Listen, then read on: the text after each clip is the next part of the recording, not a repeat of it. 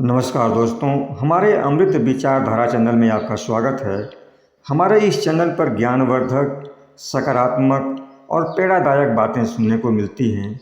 दोस्तों, कहानियाँ और दंत कथाएँ अपने आप में बहुत शक्तिशाली होती हैं, क्योंकि इनके माध्यम से जो हम ज्ञान सुनते हैं, जो प्रेरणाएँ लेते हैं, वो हमारे दिमाग में पूरी तरह छप जाती हैं।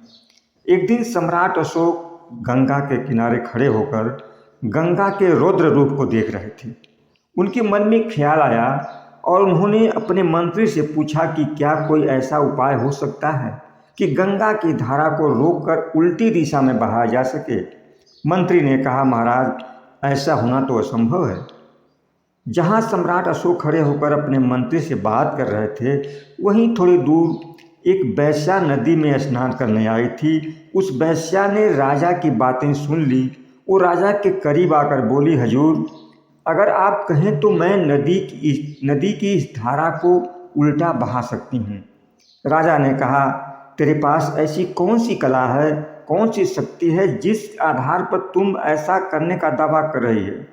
वैश्या ने कहा, मेरे भीतर जीवन के सत्य की बड़ी अपार ऊर्जा भरी हुई है और मैंने उसका कभी उपयोग नहीं किया। अगर आप कहें तो यह गंगा मेरे कहने भर से उल्टी बहेगी। मुझे भरोसा है। राजा को भरोसा नहीं हुआ, लेकिन उन्होंने कहा, ठीक है, देखते हैं। और उस वेश्या ने जैसे आंखें बंद कर मन में कुछ कहा, गंगा उल्टी बहने लगी। सम्राट उस वेश्या के चरणों पर गिर पड़े और कहने लगे, एक वेश्या के पास इतनी बड़ी शक्ति, आखिर इसका रहस्य क्या है? तुमने कहाँ से ये सब सीखा? ऐसा तो बड़े बड़े सिद्ध पुरुष भी नहीं कर सकते। वैश्या ने कहा, राजा साहब, मुझे सिद्ध पुरुषों का तो पता नहीं, मैं तो बस एक सिद्ध वैश्या हूँ और यही मेरे जीवन का सत्य है। राजा ने कहा, तेरे जीवन का सत्य क्या है? तू साफ साफ खोल कर बता। वैश्या कहने लगी, राजा साहब, मेरे जीवन का सत्य यही है कि मैंने वैश्या होने के अलावा अपने जीवन में कुछ और होने की इच्छा कभी नहीं की। और मैं जानती हूँ कि अगर कोई इंसान इस दुनिया में अपने नेचुरल नियति में जी रहा होता है तो वह जगत में जानने लायक हर चीज़ को जान सकता है। संसार में लोगों को यह नहीं पता होता है कि उनकी नियति क्या है। नियति को समझने के लिए दुनिया की हर चीज़ समझने की ज़रूरत नहीं होती। इस पूरी सृष्टि के एक कण पर अगर ध्यान लगाएंगे तो सृष्टि के सारे चमत्कार आपको दिखाई देने लगेंगे। इसके लिए आपको अपने दिल की आवाज़ को सुनना होता है, क्योंकि आपका दिल कायनात की रूह से पैदा हुआ है और एक दिन उसी में लौट जाएगा। इसलिए एक बात हमेशा याद रखिए, जहाँ कहीं भी आपका दिल होगा, जीवन का खजाना भी आपको वहीं मिलेगा। आप अपने दिल से कभी भाग नहीं सकते। इसलिए वह जो कहता है उसे ध्यान से सुनिए। जो लोग अपने दिल की बात नहीं सुनते, उन्हें अपने जीवन में आनंद और शांति से दूर दुखों और अभाव में जीना पड़ता है।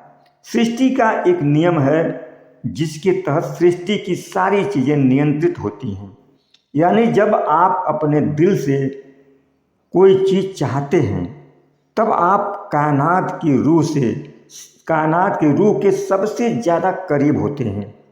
इस सृष्टि की एक आत्मा है और जो भी कोई इस आत्मा को समझ लेता है, वह सृष्टि की सभी चीज़ों की भाषाओं को समझ लेता है। ये जान लीजिए कि जीवन को शब्दों से या तस्वीरों से नहीं पकड़ा जा सकता, क्योंकि लोग तस्वीरों से और शब्दों से मोहित तो हो जाते हैं, लेकिन सृष्टि की भाषा को भूल जाते हैं। रूप के स्तर पर हर कोई कभी ना कभी तो असफल होता ही है।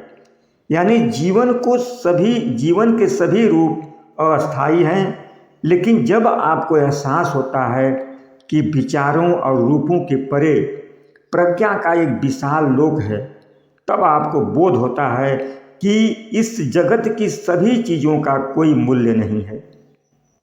आपकी या किसी इंसान की असली दौलत प्रेम, आनंद और शांति है, और यह सब कुछ मन के परे से पैदा होता है और यहीं पर हमारी सारी समस्याओं के हल छिपे होते हैं और